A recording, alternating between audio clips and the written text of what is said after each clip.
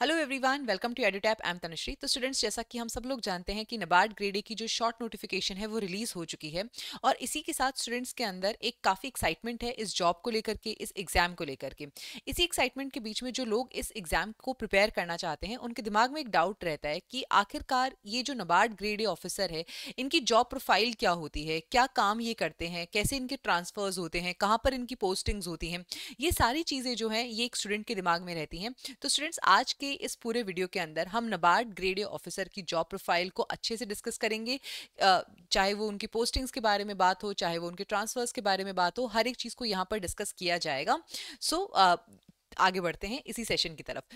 But before I start, अगर आप किसी भी एग्जाम की तैयारी कर रहे हैं तो यहाँ पर आपको बहुत सी इंफॉर्मेशन की रिक्वायरमेंट होती है, जैसे कि प्रीवियस ईयर क्वेश्चंस क्या हैं, डिकोडेड सिलेबस क्या है, एक पर्टिकुलर कंपोनेंट को अप्रोच करने की स्ट्रैटेजी क्या होनी चाहिए। तो आपके लिए ये सारी इंफॉर्मेशन एक ही जगह पर हमने डिकोड करके ये एक गाइड बुक बनाई है। इस गाइड बुक को डाउनलोड करने का जो लिंक है वो नीचे डिस्क्रिप्शन बॉक्स में गिवन है। आप फ्री ऑफ कॉस्ट इस गाइड बुक को डाउनलोड कर सकते हो।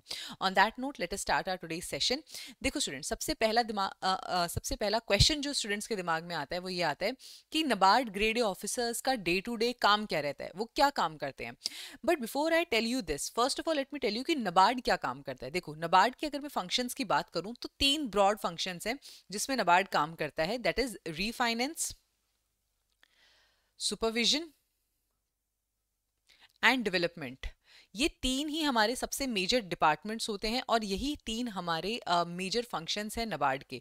तो रीफाइनेंस के अंदर बेसिकली क्या होता है कि जैसे अगर नबार्ड चाहता है कि जो फार्मर्स हैं उनके पास अच्छे क्रेडिट एक्सेसिबिलिटी हो, जो हमारे रूरल एंटरप्रेन्योर्स हैं, एमएसएमईज हैं, उनके पास अच्छी क्रेडिट एक्सेसिबिलिटी हो, तो उसके लिए ऐसा नहीं है कि नबार्ड खुद से जाकर के लोन उनको प्रोवाइड करेगा। नबार्ड जो है वो एक कम रेट के ऊपर लोन प्रोवाइड करेगा से स्टेट कोऑपरेटिव बैंक्स को, right? And then those banks will provide the loans to the DCCBs, and those DCCBs will provide the loans further to the RRBs or the PACS, Primary Agriculture Credit Societies. So इस तरीके से एक पूरी credit की cycle है जो कि चलती है। सिमिलरली जो आरआरबीज होते हैं उनके सुपरविजन के लिए नबार्ड की रिक्वायरमेंट होती है। डेवलपमेंट के अंदर भी डिफरेंट डिपार्टमेंट्स होते हैं, फार्म सेक्टर होता है, नॉन फार्म सेक्टर होता है, राइट? क्लाइमेट चेंज का एक डिपार्टमेंट है। तो डिफरेंट डिफरेंट डिपार्टमेंट्स यहाँ पर नबार्ड के होते हैं। अब जो नबार्ड ग्रेड ए ऑफिसर होता है, मैंने यहाँ पर बहुत से जो हमारे सिलेक्टेड स्टूडेंट्स हैं उनसे बात करी थी कि भाई तुम ऑफिस जाके क्या काम करते हो, डे टू डे तुम्हारी क्या एक्टिविटीज होती हैं, what do you actually do. तो यहाँ पर सबका एक ही आंसर था कि नबार्ड के अंदर कोई भी ऐसा फिक्स्ड काम नहीं होता, ऐसी कोई टू डू लिस्ट नहीं होती कि हम जाएंगे, हम ये करेंगे और हम ये नहीं करेंगे। ये हमारा मेजर काम नहीं होता है। लेकिन यहाँ पर एक चीज जो आपको ध्यान में रखने की है कि first of all NABARD grade A officers का जो काम होता है that is of policy implementation.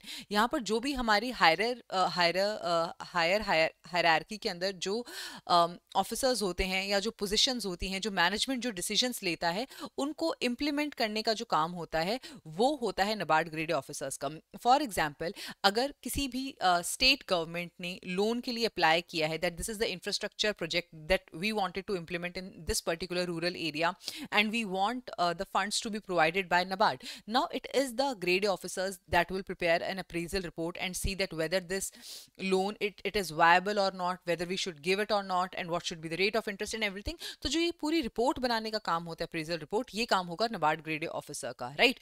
तो इस तरीके का जो पॉलिसी इंप्लीमेंटेशन का काम होता है, जो पॉलिसी मेकिंग के अंदर जो असिस्ट करने का काम होता है, that is of a NABARD grade officer, not that of policy making. ऐसा नहीं है कि आप पहले दिन जाओगे और जाते ही आप सीधा पॉलिसी मेकिंग में लग जाओगे कि आप फार्मर्स के लिए पॉलिसीज बना रहे हो या फिर आप फार्मर्स के साथ जाके सीधा इंटरेक्ट करो। तो वो काम नबार्ड ग्रेड ऑफिसर्स का यहाँ पर नहीं होता है, आपका पॉलिसी इंप्लीमेंटेशन का काम होता है। सो आई होप इसके थ्रू आपको एक ब्रॉड आइडिया लग गया होगा कि नबार्ड ग्रेड ऑफिसर्स जो हैं वो काम क्या करते हैं। मूविंग अहेड, एक जो और स्टूडेंट के दिमाग में डाउट आता है वो ये आता है कि नबार्ड ग्रेड ऑफिसर जब ज्वाइन करते हैं तो उनको कौन सा डिपार्टमेंट मिलेगा, ये कैसे डिसाइड किया जाता है। और दूसरा सवाल इसी से रिलेटेड होता है कि क्या वो पूरे टेन्योर एक ही डिपार्टमेंट में रहते हैं। ठीक है, तो देखो स्टूडेंट्स, फर्स्ट ऑफ ऑल आप पूरे टेन्योर कभी भी एक डिपार्टमेंट के अंदर नहीं रहोगे। दूसरी चीज कि आपको डिपार्टमेंट किस बेसिस पे मिलेगा। इसके लिए आपके दिमाग में जो क्वेश्चन होगा वो ये होगा कि क्या हमारे एकेडमिक बैकग्राउंड को यहाँ पे प्रायोरिटी दी जाएगी, क्या हमारी प्रेफरेंसेस को यहाँ पर प्रायोरिटी दी जाएगी। तो आई वुड से कि इनको प्रायोरिटी नहीं दी जाएगी। Yes, they can be considered, इनको कंसिडर किया जा सकता है, but they are not going to be the first priority of the NABARD while allocating you the department. While allocating you the department, जो प्रायोरिटी होगी वो होगी कि किस डिपार्टमेंट में किस वैकेंसी की रिक्वायरमेंट है, किस पर्सन की रिक्वायरमेंट है, किस एप्टीट्यूड की रिक्वायरमेंट है। इन सारे बेसिस के ऊपर ये डिसीजन लिया जाएगा कि आपको कौन सा डिपार्टमेंट मिलेगा, राइट। सो जो डिपार्टमेंट होता है उसका जो एलोकेशन होता है वो काफ़ी ज़्यादा रैंडम होता है, और इसके लिए कोई फिक्स्ड क्राइटेरिया नहीं है कि ये एकेडमिक बैकग्राउंड का बंदा इसी वाले डिपार्टमेंट में जाएगा, ऐसा कोई क्राइटेरिया नहीं है। आपको किसी भी डिपार्टमेंट के अंदर भेजा जा सकता है। And personally speaking, as a professional, ये आपके लिए बहुत ही अच्छा लर्निंग एक्सपीरियंस होगा, क्योंकि इसके थ्रू आपके पास डाइवर्स बैकग्राउंड्स की, डाइवर्स डिपार्टमेंट्स की नॉलेज होगी, और आप डाइवर्स फील्ड्स में अपने इस एक्सपीरियंस को यूज कर सकते हो, ठीक है।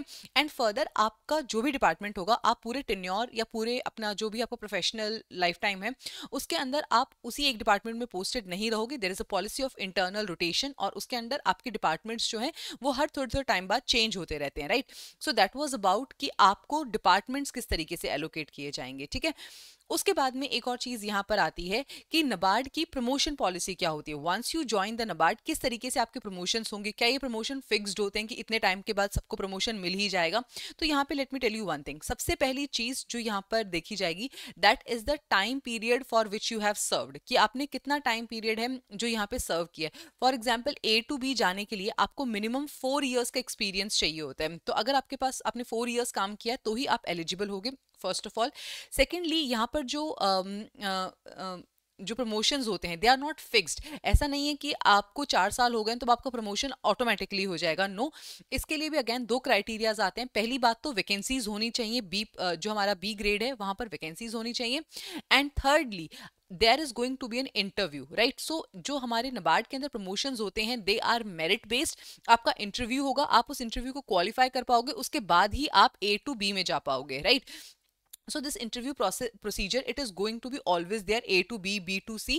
तो इन 3 चीजों के ऊपर डिपेंड करेगा कि आपकी प्रमोशन होगी या नहीं होगी, कि फर्स्ट ऑफ ऑल आपने कितना टाइम पीरियड वहां सर्व किया है, सेकेंडली क्या उस पोजीशन पे वैकेंसीज अवेलेबल हैं, एंड थर्डली क्या आप उस इंटरव्यू को क्वालिफाई कर पा रहे हो, do you have that merit to be on the higher position और नॉट। तो ये इस तरीके से हमारा जो प्रमोशन है वो कंसिडर किया जाता है कि इस पर्टिकुलर ऑफिसर को प्रमोट किया जाएगा या नहीं किया जाएगा, ठीक है।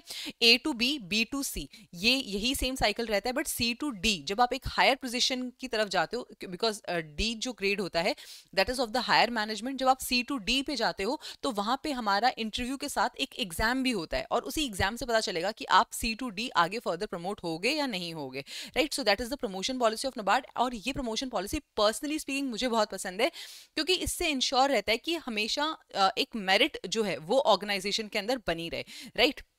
So that was about the promotion policy of NABARD. अब अगला क्वेश्चन ये आता है कि पोस्टिंग्स जो होती हैं इन टर्म्स ऑफ प्लेस कहाँ पर होती हैं, और क्या ट्रांसफर पोजिशन और ट्रांसफर जो होते हैं वो किस तरीके से होते हैं। देखो, जो आपकी पोस्टिंग्स होंगी यहाँ पर वो हमेशा और हमेशा, क्योंकि नबार्ड का नाम सुनते ही स्टूडेंट्स को लगता है कि यार कहीं गांव देहात के एरिया में हमारी पोस्टिंग ना हो, but that is not the case here. आपकी पोस्टिंग्स हमेशा यहाँ पर जो स्टेट हेडक्वार्टर्स होते हैं वो होंगी। स्टेट हेडक्वार्टर्स हमेशा कैपिटल सिटीज के अंदर होते हैं, राइट। फॉर एग्जाम्पल, अगर आप राजस्थान में पोस्टेड हो तो आप का जो स्टेट हेडक्वार्टर है दैट इज इन दी जयपुर, तो आप रीजनल जो ऑफिस है वो जयपुर में है, और आपकी जयपुर में पोस्टिंग होगी, तो आपका पूरा टेन्योर जो होगा पोस्टिंग्स का that is going to be in the capital cities only, right. और capital cities as you all know उस पर्टिकुलर एरिया की, उस पर्टिकुलर स्टेट की सबसे ज्यादा डेवलप्ड सिटी होती है, ठीक है। उसके बाद में यहाँ पर एक और चीज होती है कि एक पोजीशन होती है डिस्ट्रिक्ट डेवलपमेंट मैनेजर, DDM, ठीक है।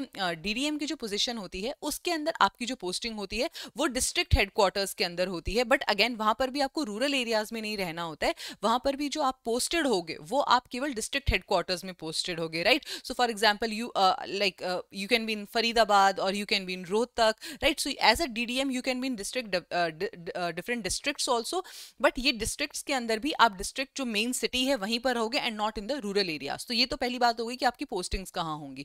उसके बाद में आता है कि जो ट्रांसफर्स होंगे वो कैसे होंगे, क्या यहाँ पर कुछ कार्डर बेस्ड सिस्टम भी होता है? तो first of all as far as the cadre based system is concern, तो नो, यहाँ पर कोई भी कार्डर बेस्ड सिस्टम नहीं होता है कि आप पर्टिकुलर स्टेट से बिलोंग करते हो, बट हाँ यहाँ पर रीजन्स होते हैं, और वो रीजन्स आपकी प्रेफरेंस के ऊपर और नबार्ड की क्या वैकेंसीज हैं उसके ऊपर डिपेंड करते हैं।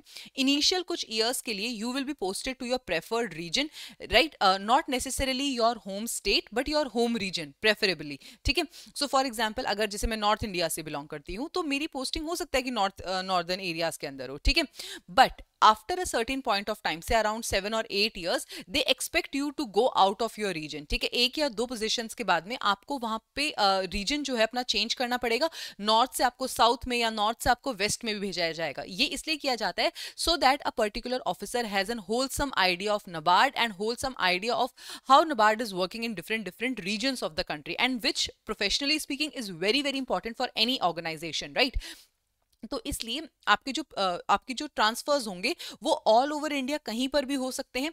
यहाँ पर एक चीज मैं आपको बोलना चाहूंगी कि again a lot of you might be having this thing in mind कि मैम, अगर हमारा कुछ ऐसा केस होता है, like for example a girl got married to someone who is not serving in NABARD, और say someone is having ailing parents at home, तो क्या इस चीज को कंसिडर किया जाएगा? So let me tell you, because I have talk to a lot of the CGMs also of NABARD, the retired CGMs। So according to them, NABARD जो है इस चीज को कंसिडर करता है। NABARD has a very considerate HR policy, तो वो इस चीज को कंसिडर करता है। लेकिन ऐसा नहीं है कि आप हमेशा उसी पर्टिकुलर जोन में रहोगे, उसी पर्टिकुलर एरिया में रहोगे। You can be posted somewhere near that, but you have to move out of your zone, and that is very important for the organisation as well, right. So ये रहती है transfer policy, और transfer हर 3 साल के बाद में आपका नबार्ड के अंदर हो जाता है, राइट। तो टाइम के अगर मैं बात करूँ तो 3 साल बाद आपका जो ट्रांसफर है वो नबार्ड के अंदर रहता ही रहता है, ठीक है।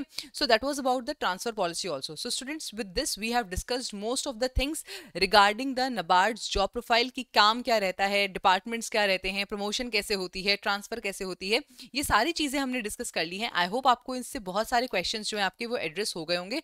अगर अभी भी कुछ अनएड्रेस्ड रह जाता है, आप प्लीज मुझे कमेंट सेक्शन में लिख के बता दीजिए। I will be more than happy to answer that. And if you are willing to prepare for this exam and you are looking for paid mentorship, then you can visit our website edutab.in. Here we have dedicated courses for the NABARD Grade A organization. So recently we have launched our NABARD Grade A phase 1 and phase 2 crash course. So those of you who have not started your preparation yet, you can join this course. Here we are going to provide you the live classes, the summary sheets, chapter wise quizzes, full length mock test. So all of it is going to be provided to you as part of this particular course. Apart from that, those of you who want to prepare from scratch and who want the recorded classes also, you can go for our NABARD Grade A Silver course, wherein we provide you the mentorship for phase 1, phase 2 and the interview. Apart from that, we have the Silver course also, wherein we provide the mentorship for phase 2 and the interview part, right? And in both the Silver and Gold courses also, the live classes will be happening now.